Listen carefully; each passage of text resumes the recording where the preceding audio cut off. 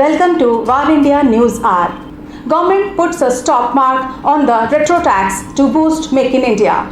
The government has ordered to nullify the retrospective tax clauses that were introduced in 2012 to bring past indirect transfer of Indian assets under the ambit of taxation. Experts say it's the right call India government has taken in drawing the curtains on the retrospective tax. The country needs to strengthen the confidence of investors, not dangle the sword of uncertainty over them.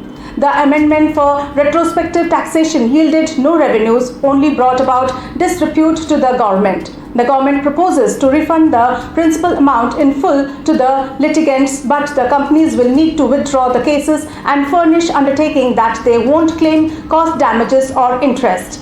It recognizes the importance of certainty in tax laws, which is a key factor in ensuring confidence in India as an attractive investment destination, and expressed strong ambition for an Atmanirbhar Bharat.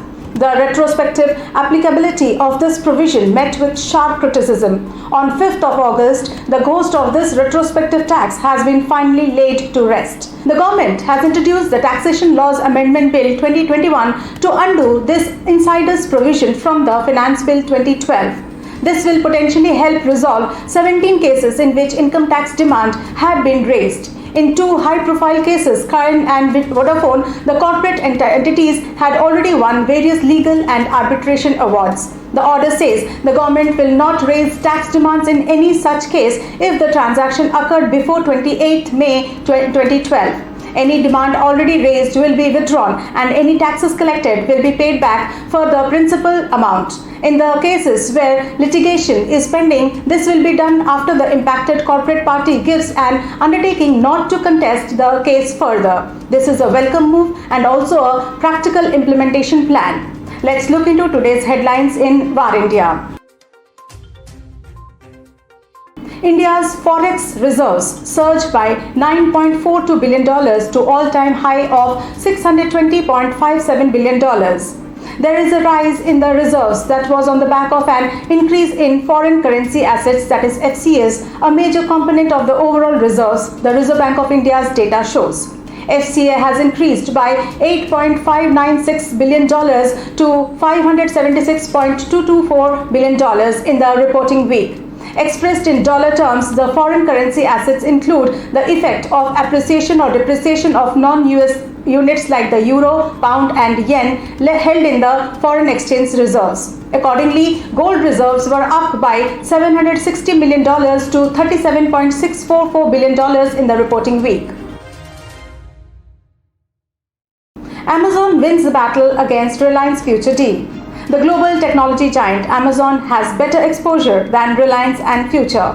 There was a legal battle between Amazon and Future Retails dates back to August 2020. Amazon has won the legal battle against Future Retail, meaning that the retail giant's sell-off worth Rs 24,000 crores to Reliance Retail is now off the table. The Supreme Court of India had upheld the emergency award given to Amazon by the Singapore International Arbitration Centre last year. Apple Store India launch delayed due to COVID-19 pandemic. Apple has delayed its plan to launch its first offline store in India due to the COVID-19 pandemic. CEO Tim Cook last year announced that the first physical Apple stores would open in the country starting 2021. Apple has been working to establish its native retail presence in the Indian market for some time. Last September, the company started its online store to begin its retail business in the country. It was considered as a strategic move by Apple to stand against traditional e-commerce players including Amazon and Flipkart that also sell devices such as the iPhone, iPad and MacBook. Airtel admits service deactivation message was sent wrongly. Anyone can expect a technical glitch. So as from Airtel, there was a message wrongly informed to some of its customers about the deactivation of their services and discontinuation of outgoing calls on their numbers. The telco had sent an SMS asking the affected customers to recharge their accounts to continue their outgoing calls. However, Airtel later clarified to the users that the message was sent due to a technical error.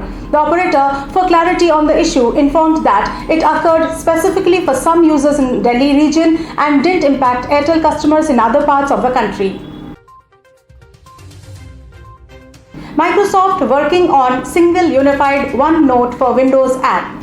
Microsoft is planning to unify its OneNote and OneNote for Windows 10 apps into a single OneNote app. Microsoft says, "We are working to ensure that all the most loved features will continue to be a part of OneNote."